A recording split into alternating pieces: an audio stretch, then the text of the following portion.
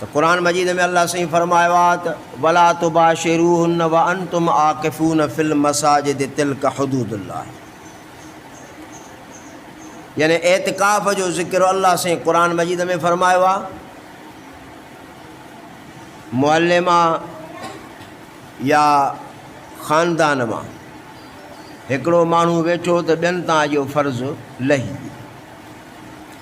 जिनजो चवणो आहे त सुन्नत किफ़ाया आहे, उहे था चवनि त पाण करीम सल्लल्लाहु अलैहि व आलिहि वसल्लम जन हर साल एतिकाफ़ में वेहंदा हुआ। इन जे करे एतिकाफ़ सुन्नत किफ़ाया बि आहे। किफ़ाया जी माना आहे काफ़ी थियणु।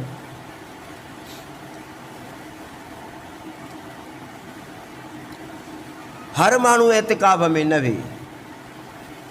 हर माण्हू मां मुराद इहा आहे जेको घर जो पंहिंजो वाहिद कफ़ील आहे, उन्हीअ खे एतिकाफ़ में न वेहणु घुरिजे, बहितर आहे। छो घर में उथी आहे, वेठी आहे, मसइलो मसाइल आहिनि, शरीयत पाक इन्हनि जे लाइ बि हुकुम फरमाए थी। हा, जेकॾहिं उहो माण्हू जेको घर जो कफ़ील न आहे, फ़ारिग़ आहे, त उहो अल्लाह जी रज़ा जे लाइ वेहे ऐं क़द्र वारी राति खे लहे। पाण करीमन सल्लल्लाहु अलैहि व आलिहि वसल्लम ने फरमायो त एतिकाफ़ में वेहो तव्हां त तव्हांखे उहा लैलतुल क़द्र मिले। पर किन बुज़ुर्गनि ईअं बि लिखियो आहे त असीं घर जा कफ़ील हुजण जे करे रमज़ान मुबारक में जेकी आख़िरी ताक़ रातियूं आहिनि उहे असीं मस्जिद शरीफ़ में इबादत में गुज़ारींदा आहियूं। ऐं अल्लाह ताला जल जलालहू कॾहिं कॾहिं महिरबानी फरमाई आहे जो असांखे उहे शयूं नसीब थियूं आहिनि जेकी लैलतुल क़द्र में मिलंदियूं आहिनि।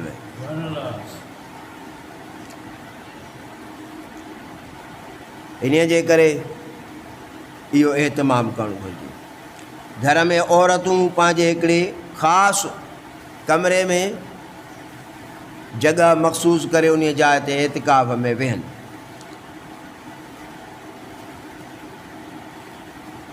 हिकिड़ो थींदो आहे एतिकाफ़ नफ़ली, जेको थोरी देरि जे लाइ मस्जिद में वेहे। हिकिड़ा एतिकाफ़ थींदा आहिनि बास वारा, नियत कई मुंहिंजो फ़लाणो कमु थी वञे त मां एतिकाफ़ में वेहंदुसि।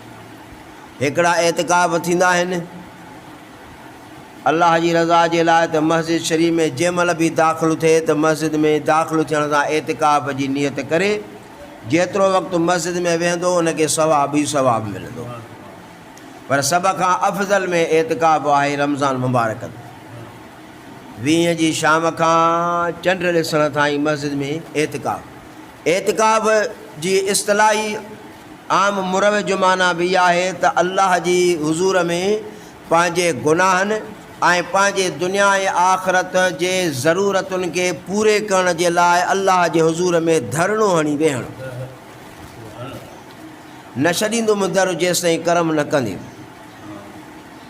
इन खे चइबो आहे एतिकाफ़। असां वटि बि प्रेस क्लबनि ते वेहंदा नी माण्हू, घरनि जा घर, ख़ानदाननि जा ख़ानदान, किन जा घर उजड़ी विया, किन जा खून थी विया, किन जा मसाइल आहिनि, किन जा मुआसी मसाइल। बाबा असां प्रेस क्लब वटि वेहंदासीं, CM हाउस वटि वेहंदासीं, गवर्नर साहब जे घर जे अॻियां वेहंदासीं, धरणो तेसि ताईं जेसि ताईं असांजो मसइलो हल न थींदो। एतिकाफ़ बि पंहिंजे गुनाहनि जी बख़्शिश जे लाइ, पंहिंजा मुआशी मसाइल हल करण जे लाइ, ऐं के त अल्लाह जी रज़ा जे लाइ वेहंदा आहिनि। मालिक तेसि ताईं तुंहिंजो दर न छॾींदासीं जेसि ताईं तूं असांखे पंहिंजो दीदार नसीब न कराईंदे।